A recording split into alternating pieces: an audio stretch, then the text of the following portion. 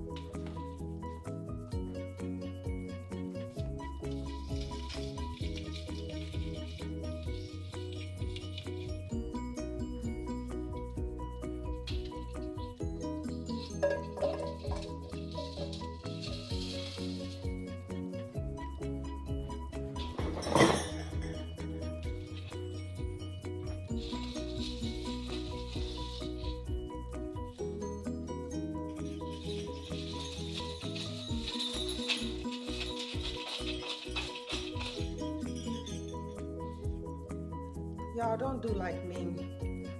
Make sure y'all put the big balls way into the tree. I should have done it first, but now I'm doing it last, which I should have done it earlier because I can still see through the tree. So what I'm doing is I'm sticking the big balls in here, so that way it would look full and you won't see any gaps.